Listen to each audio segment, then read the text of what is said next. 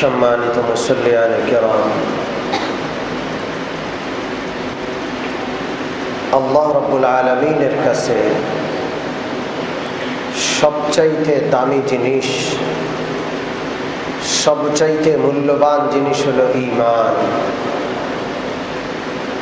ঈমানের ক্ষুদ্র থেকে ক্ষুদ্র অংশে অনেক দাম, অনেক মূল্য।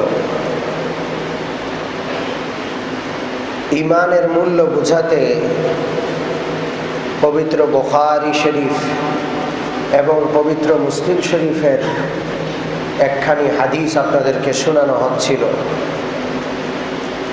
এই হাদিসে ওই ব্যক্তির আলোচনা করা হচ্ছে যাকে সর্বশেষ জাহান্নাম থেকে বের করা হবে। এরপরে কোনো মুসলমান জাহান্নামে থাকবে না, কাউকে আর জাহান্নাম থেকে বের করার প্রশ্ন আসবে না।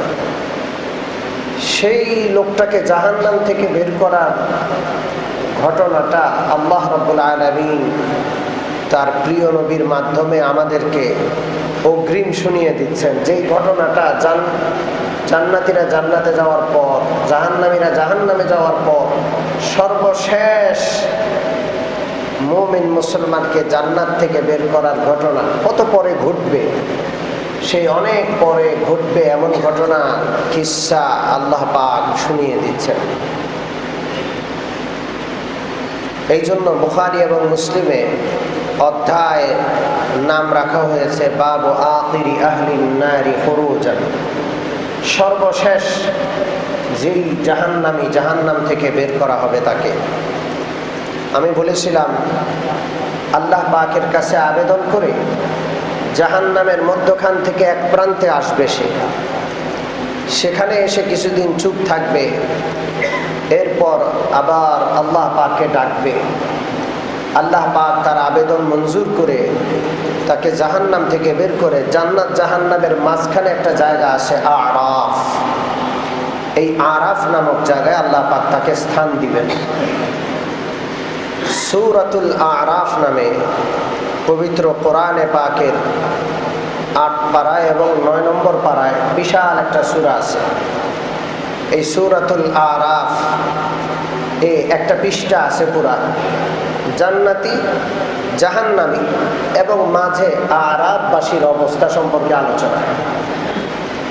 ওয়ানাদা আসহাবুল আরাফি রিজালান ইয়ারিফুনাহুম বিসীমাহুম ক্বালু মা আগনা আনকুম জামউকুম ওয়া মা কুনতুম তাস্তাকসিরুন। আরাফবাসীরা জাহান্নামের দিকে তাকিয়ে দেখবে সব বড় বড় নেতারা, যত নেতৃবৃন্দ অহংকারী ব্যক্তি ছিল, যারা আল্লাহর নবীদের সাথে বেয়াদবি করেছে, সব জাহান্নামে। জিজ্ঞেস করবে ব্যাপার কি? মা আগনা আনকুম জামউকুম, বিশাল বড় দল ছিল, বাহিনী ছিল, রাষ্ট্রযন্ত্র তোমাদের হাতে ছিল, এই সমস্ত রাষ্ট্রযন্ত্র দল ক্ষমতা তোমাদেরকে কি রক্ষা করতে পারে না। বিশাল বাহাদুরি তোমরা করতা, খুব অহংকারী ছিলে, এগুলো কিছুই তোমাদেরকে রক্ষা করতে পারে না। এগুলোর মাধ্যমে আল্লাহর রহমতকে আকর্ষণ করতে পারো না।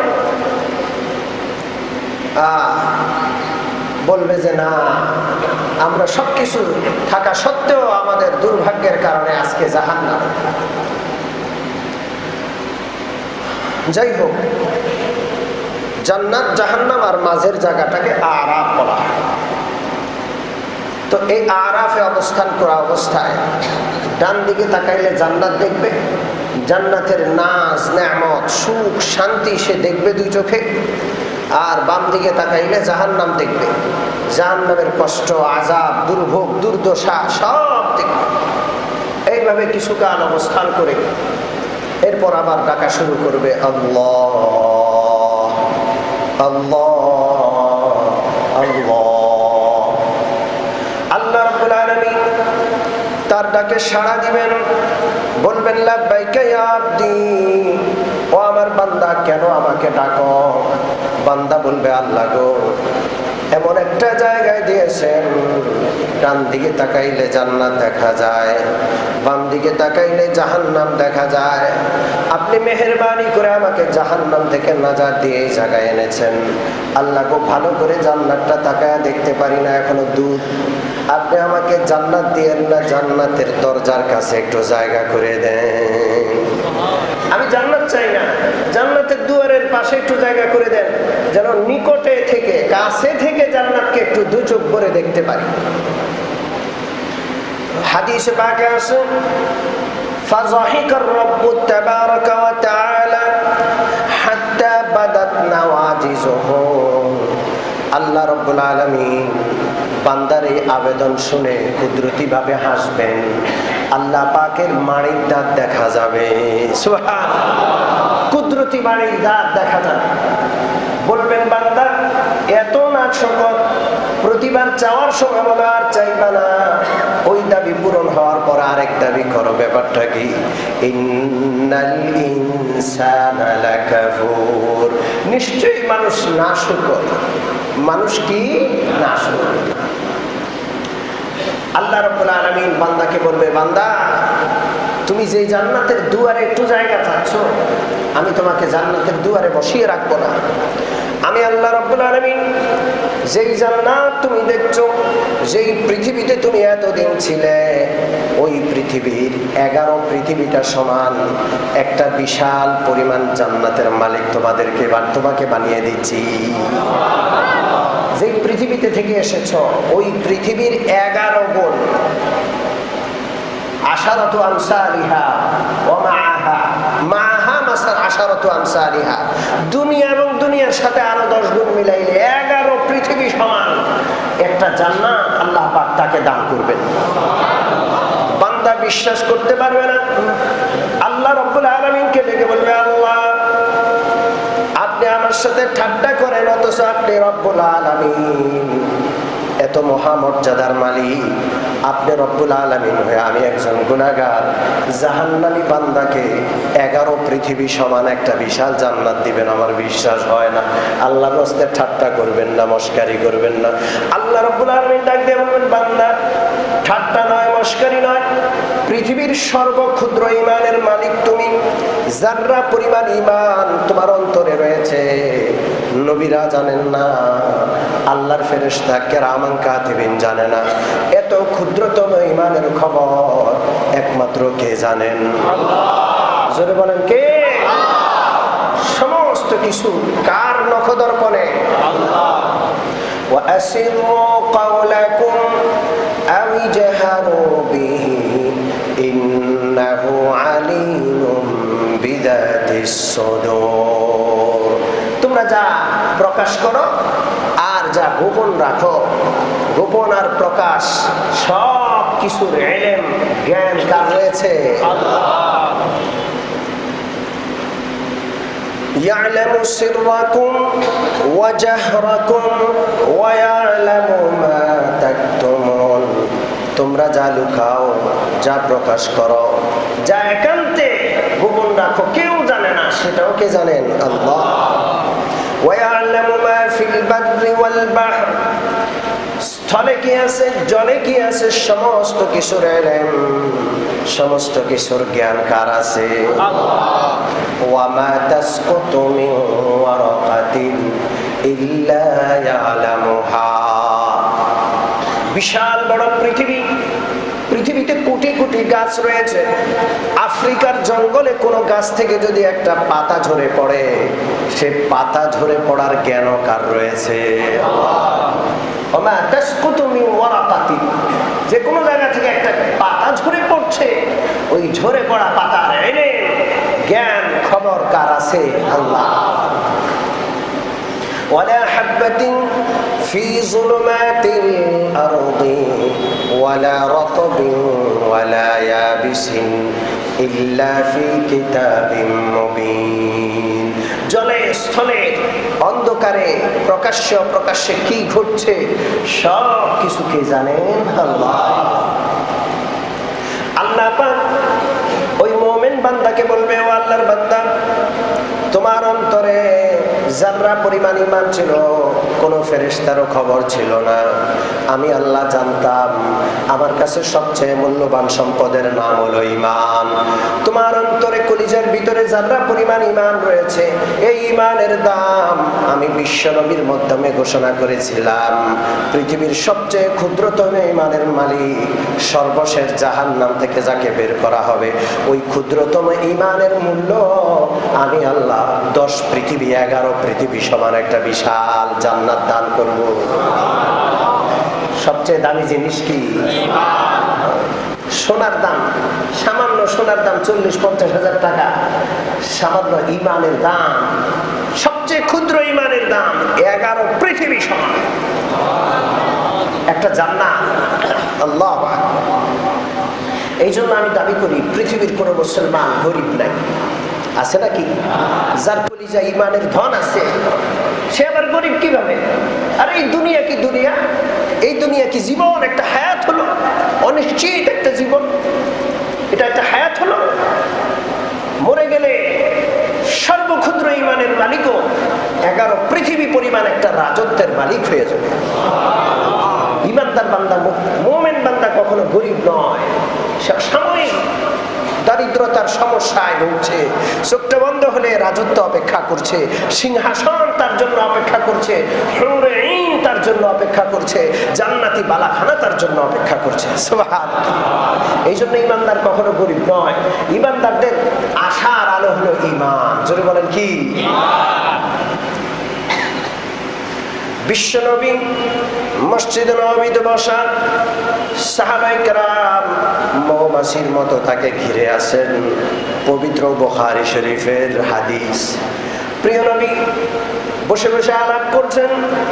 মসজিদ নববীর সামনে দিয়ে একটা লোক হেঁটে যাচ্ছে, গায়ে বড় দামি পোশাক, চেহারাটা বড় সুন্দর, স্বাস্থ্যটা বড় সুন্দর, সুস্বাস্থ্যের অধিকারী, সুন্দর সুঠাম দেহের অধিকারী, চেহারাটা যেন পূর্ণিমার চাঁদ, পোশাকটা এত ঝলমলে সুগন্ধি। রাস্তা থেকে মসজিদ নববীর ভিতরে আসলো, সবাই মোহিত হয়ে গেল। প্রিয় নবী জিজ্ঞাসা করলেন, আমার সাহাবারা, এই লোকটাকে কি তোমরা চিনো? সাহাবায়ে কেরাম বললেন, ও আল্লাহর নবী, আমরা সবাই এই লোকটাকে চিনি। বিশ্বনবী জিজ্ঞাসা করেন, লোকটার সামাজিক মর্যাদা কি? সাহাবায়ে কেরাম বললেন, ও আল্লাহর নবী, এই লোকটা সর্দার শ্রেণীর লোক। কোন মজলিসে গিয়ে কোনো কথা বললে সবাই কান দিয়ে মনোযোগ দিয়ে শোনে। কোন বাড়িতে গিয়া যদি বিয়ার প্রস্তাব দেয়, যত বড় ধনীর আদরের দুলালি হোক, যত বড় সুন্দরী আর সুশ্রী হোক, তার সাথে বিবাহ বন্ধনে আবদ্ধ হওয়ার জন্য রাজি হয়ে যাবে। সামাজিক মর্যাদা তার অনেক বেশি, সবাই তাকে চিনে। প্রিয় নবী কোনো জবাব দিলেন না, শুধু শুনে রাখলেন। লোকটা চলে গেল। কিছুক্ষণ পর আরেকটা লোক যায়, গায়ে ফাড়া ছেঁড়া কাপড়, কাপড়ের মধ্যে তালি দেখা যায়। লোকটা মাথা নিচু করে চলে যায়। প্রিয় নবী সাহাবাদেরকে দেখিয়ে বললেন, লোকটাকে কি চিনো? সাহাবারা বললেন, ও গো আল্লাহর নবী, লোকটারে আমরা তেমন চিনি না, বড় গরিব মানুষ, অসহায় মানুষ, টাকা পয়সা নাই, ক্ষমতা নেতৃত্ব নাই, কেউ তাকে চিনে না। বিশ্বনবী বললেন, সামাজিক মর্যাদা কি? সাহাবারা বললেন, সামাজিক কোনো মর্যাদা নাই, অবস্থান নাই। কোন মজলিসে গিয়া কথা বললে কেউ শুনবে না, কোন বাড়িতে গিয়ে বিয়ের প্রস্তাব দিলে কেউ জেনে শুনে তার মেয়েকে তার কাছে বিয়ে দিবে না। প্রিয় নবী বললেন, শুনে রাখো, এই লোকটা একজন কত দামি জানো? আগের লোকটা দিয়ে সারা জমিন যদি ভরে যায়, আগের লোকটা যদি কোটি কোটি হয়ে যায়, সারা জমিন আগের লোকটার মতো নেতৃত্বের মালিক, মর্যাদার মালিক, সুঠাম দেহের মালিক, সুস্বাস্থ্যের মালিক, এমন লোক দেয়া যদি পৃথিবী ভরে যায়, আর এই একটা লোক যদি এক পাল্লায় রাখা হয়, আর ওই পৃথিবী ভর্তি লোকরে আর এক পাল্লায় রাখা হয়, আল্লাহর কসম করে আমি বিশ্বনবী বলি, এই দরিদ্র লোকটার পাল্লা ভারী হয়ে যাবে। আল্লাহ। তো আল্লাহর কাছে নেতৃত্বের দাম নাই, পয়সার দাম নাই, সম্পদের দাম নাই, ক্ষমতার দাম নাই। আল্লাহর কাছে কিসের দাম? জোরে বলেন না। এক মা তার ছোট্ট দুধের সন্তান নিয়ে ঘরের ভিতরে আছে, হঠাৎ করে ঘরের বাহিরে শোরগোল শুনে মা দরজার পর্দা ফাঁক করে মাথাটা বের করে দেখছে যে বাহিরে কি ঘটছে। দেখে একটা জীর্ণ শীর্ণ মানুষকে মানুষ চুরির অপবাদ দিয়ে ওই লোকটাকে পিটাচ্ছে। উস্কো খুস্কো চোর, গায়ে ছেঁড়া জামা, তালিযুক্ত জামা, সবাই তাকে কিল খুশি দিচ্ছে, সবাই তাকে পিটাচ্ছে, মারছে আর বলছে চোর চোর। মার মনটা আটকে উঠল। মা সন্তানের জন্য পৃথিবীতে সবচাইতে হিতাকাঙ্ক্ষী। আল্লাহর পরে, আল্লাহ রসুলের পরে মা বাবা হলো সন্তানের সবচেয়ে বড় হিতাকাঙ্ক্ষী। এমনি মা বাবা চোর হোক, বাটপার হোক, বেশ্যা হোক, ধোঁকাবাজ হোক, অন্যদের ব্যাপারে তা, কিন্তু নিজের সন্তানের ব্যাপারে মা বাবা সলিড। ঠিক কি ঠিক না? যখন এই দুরবস্থা দেখলো, মা বলল, আল্লাহ, আমার এই কলিজার টুকরা সন্তান আমার কোলে রয়েছে গো আল্লাহ, আমি তার হিতাকাঙ্ক্ষী, তার ভবিষ্যতের জন্য আমি দোয়া করছি। আল্লাহ গো, আমার সন্তানটাকে এরকম বানায়েন না। এই লোকটার মতো অপদস্থ, অপমানিত, লাঞ্ছিত এরকম বানায়েন। কিতাবে দেখেন ওই ছোট বাচ্চা মায়ের দুধ খাচ্ছিল, আল্লাহ রাব্বুল আলামিন তার জবান খুলে দিলেন। দুধের বোঁটাটা মুখ থেকে বের করে দিয়া বাচ্চা মায়ের কোলে বসে আঙ্গুল নাড়িয়ে বলে, আল্লাহ, আমার মা বুঝে না, আমার মার দোয়া আপনি কবুল করেন না। ও আল্লাহ, আমাকে এই লোকটার মতো বানাই। মা আশ্চর্য হয়ে গেল। প্রথমে চিন্তা করলো হয়তো আমি ভুল শুনছি। আশ্চর্য হয়ে গেল যে বাচ্চার মুখ থেকে কথা বের হয় আর সে অপমানিত, অপদস্থ এই লোকটার মতো হতে চায়। মা চুপ আছে, কিছু বলে না। কিছুক্ষণ পর আবার শোরগোল শুরু হয়। মা দরজা খুলে পর্দার ফাঁক দিয়ে মাথা বের করে দেখে কিছুক্ষণ পরে শোরগোলটা একটা বাদশাকে নিয়ে। বাদশা ঘোড়ার উপর বসা, শত শত পাইক পেয়াদা চার চতুর্পাশে আছে, পুলিশ বাহিনী আছে, র্যাব বাহিনী আছে, গোয়েন্দা বাহিনী নিরাপত্তা দিয়া বাঁশি বাজাইয়া তাকে সামনের দিকে আগায়া নেয়। সম্মান আর মর্যাদার কোনো শেষ নেই। আর বাদশা ঘোড়ার উপর বড় অহংকার আর দর্প ভরে বসে আছে। একবার ডান দিকে তাকায়, একবার বাম দিকে তাকায়, বুক ফুলিয়ে বসে আছে।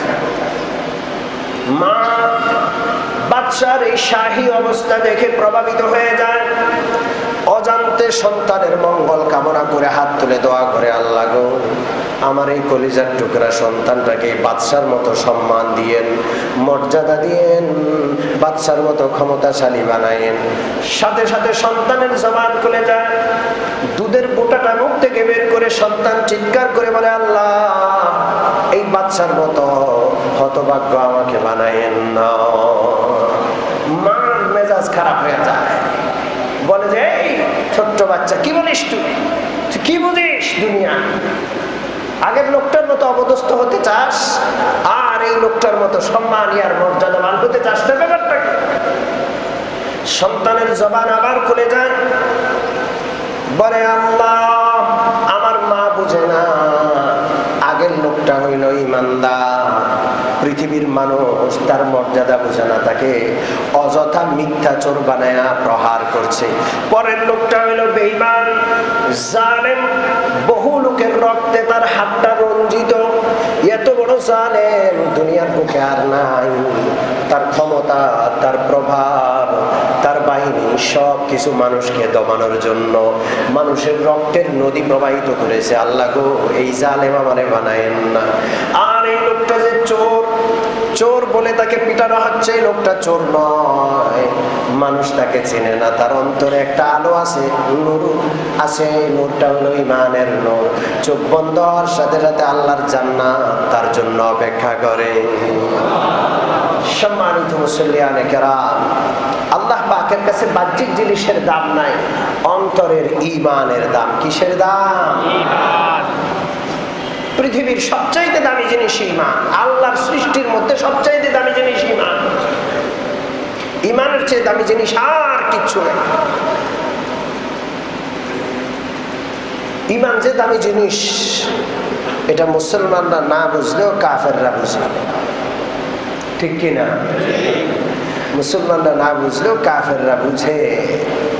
আমি আপনাদেরকে জিজ্ঞাসা করি, ঈমান নামক দামি আর অমূল্য সম্পদটা মুসলমান ছাড়া পৃথিবীর আর কোনো জাতির কাছে আছে?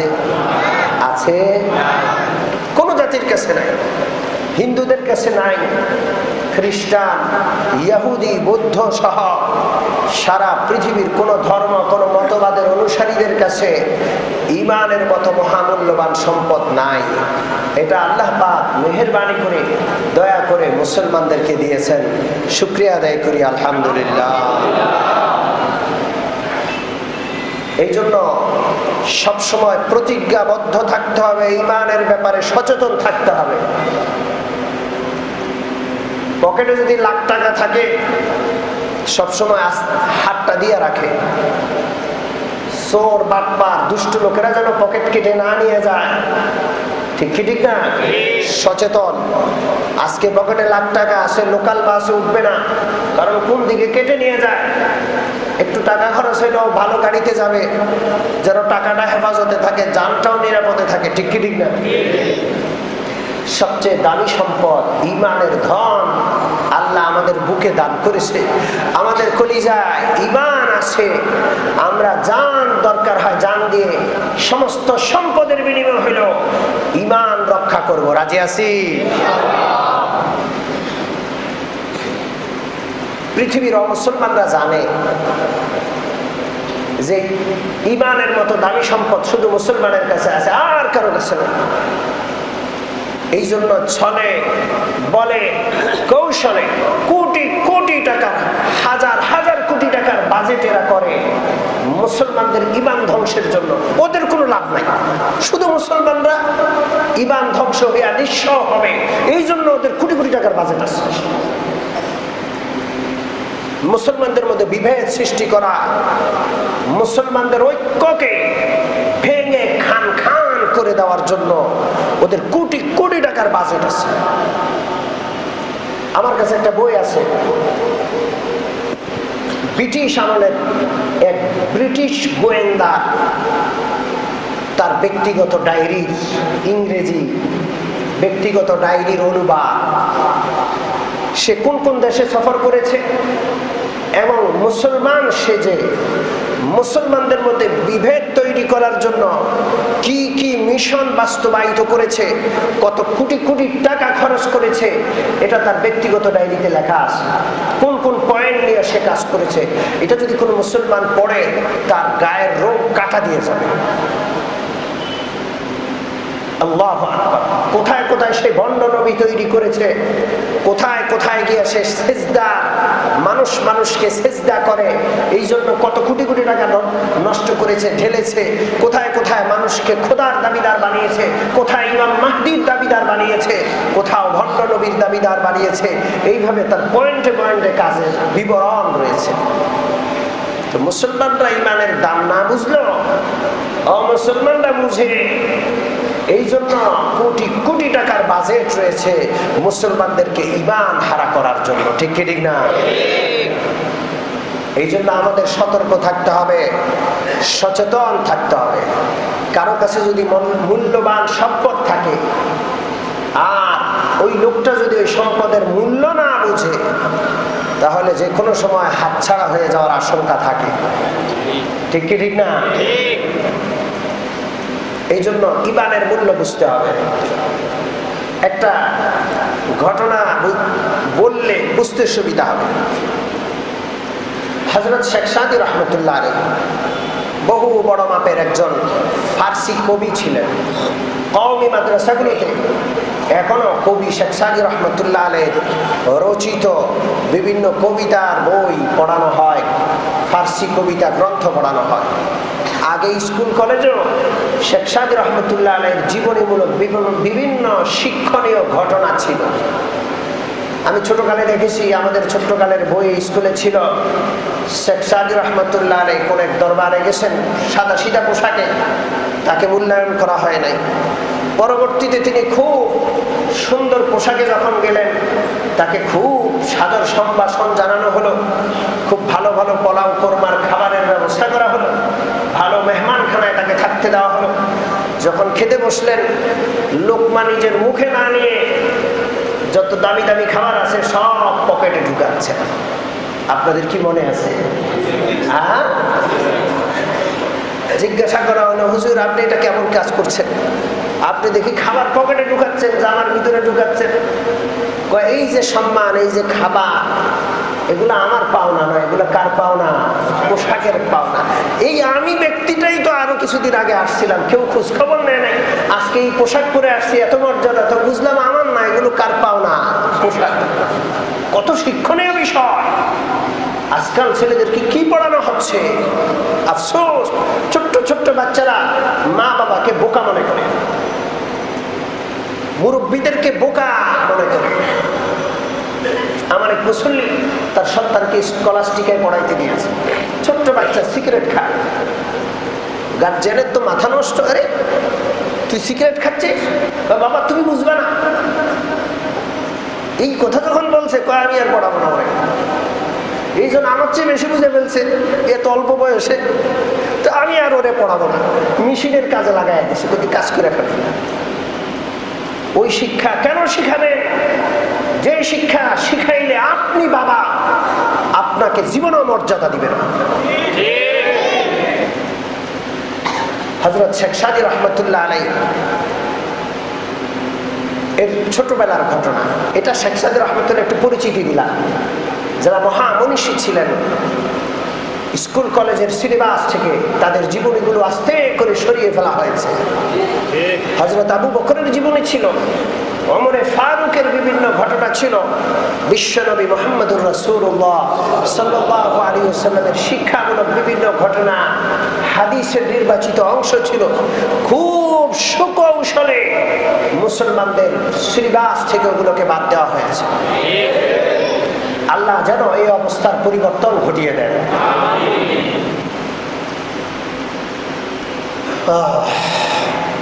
নাস্তিকদের জীবনী পড়ানো হচ্ছে, খোদাদ্রোহী মুশরিকদের জীবনী পড়ানো হচ্ছে। হযরত শেখ সাদি রহমতুল্লাহ আলাইহি ওই ব্যক্তি যিনি বিশ্ববিখ্যাত নবী প্রেমের কবিতা লিখেছিলেন, যেগুলো আমরা পড়ি, বালাগাল উলা বিকামালিহি কাশাফাদ দুজা বিজামালিহি হাসুনাত জামিউ ফিসালি। নবী প্রেমের পাগল হয়ে কবিতা লেখা শুরু করলেন। হাজার হাজার কবিতা যার হাতে লেখা, তিনি বিশ্বনবীর প্রশংসায় রচিত এই কবিতার দুইটা পংক্তি লিখে আর লিখতে পারছেন না, মনে আসছে না, পেরেশান হয়ে গেল। কবিদের ভিতরে কাব্যের ভাব কে সৃষ্টি করে দেন? জোরে বলেন। কিন্তু কবিরায় আল্লাহ পাকের, সাহিত্যিকরায় আল্লাহ পাকের সাথে বেশি নাফরমানি করে, ঠিক কি ঠিক না? বুঝে না। আমি আপনি সাধারণ মানুষ, বুম ফুটাইলেও একটা কবিতার পংক্তি বের হবে না, ভিতর থেকে বের হবে। তা আরেকজন যে অহরহর কবিতা লিখছে, তার ভিতরে কাব্যের ভাব, ভাষার ঢেউ, তরঙ্গ কে সৃষ্টি করে? আমি আপনি বসলে একটা পৃষ্ঠা লিখতে আমাদের ঘাম ঝরে যাবে, আরেকজন অনর্গল লিখে যাচ্ছেন, দামি দামি কথা তার থেকে বের হয়ে কাগজে অঙ্কিত হচ্ছে। এই তৌফিক কার পক্ষ থেকে? আল্লাহ। বুঝে না, নাফরমান, বুঝে না। না বুঝতে আল্লাহ ঘাট ধরে বের করে দিবেন। বিশ্বনবীর কাতেবে ওহী ছিল একজন, ওহীর লেখক, কত বড় মর্যাদা। লিখতে লিখতে একদিন তার জজবা এসে গেল। সূরাতুল মুমিনুনের প্রথম কিছু আয়াত নাযিল হলো। আল্লাহ পাক মানুষকে মায়ের পেটে কিভাবে তৈরি করেছেন, এই বর্ণনাটা যখন আল্লাহ পাক দিলেন, এই কাতেবে ওহী বেচারা খুশি হয়ে বলল, ফাতাবারাকাল্লাহু আহসানুল খালিকিন। আল্লাহ পাক কত বরকতময় স্রষ্টা। এই কথা যখন সে বলল, প্রিয় নবীও বললেন, এটা আল্লাহর আয়াত, এটাই লেখো। সে বললো, এটা তো আমি বললাম। বলে যে এটা আল্লাহর কথাই আল্লাহ তোমার মুখ দিয়ে বের করিয়েছেন। বললো যে না, এটা আমার কথা। তাহলে তো বুঝি আমি আল্লাহর কালামের মতো কালাম রচনা করতে পারি। বাস এই কথাটা মনে তৈরি হলো। আল্লাহ রসুল কলমটা তার হাত থেকে নিয়ে নিলেন। সে দরবার থেকে বের হয়ে বলল যে মুহাম্মদুর রাসূলুল্লাহর উপর যে কিতাব নাযিল হয়, এমন কিতাব তো আমিও রচনা করতে পারি। মদিনা থেকে পালিয়ে চলে গেল, কারণ যারা মুরতাদ হয়ে যায় তাদের শাস্তি মৃত্যুদণ্ড। ঠিক কি ঠিক না? সে বুঝলো যে মুহাম্মদুর রাসূলুল্লাহর হাতে ধরা পড়লে আর ওমরে ফারুক সহ সাহাবায়ে কেরামের হাতে ধরা পড়লে আমার ধড়ের সাথে আমার মাথা থাকবে না, আলাদা হয়ে যাবে। সে পালাইল। এই পলাতক অবস্থায়, সে নাফরমান অবস্থায়, মুরতাদ অবস্থায় মরে গেল। আমাদের মধ্যে যে যোগ্যতাগুলো আছে এগুলো কে দান করেন? লিখনির যোগ্যতা হোক, ব্যবসা বাণিজ্যের যোগ্যতা হোক, কথা বলার যোগ্যতা হোক, মেধা শক্তি হোক, ক্ষমতা হোক, সব কার দান? আল্লাহ যেন আমাদের সকলকে বুঝার তৌফিক দান করেন। আমিন। ওয়া আখিরু দাওয়ানা আলহামদুলিল্লাহি রাব্বিল আলামিন ওয়া সাল্লাল্লাহু তাআলা আলা খায়রি খালকিহি মুহাম্মাদিন ওয়া আলিহি ওয়া আসহাবিহি।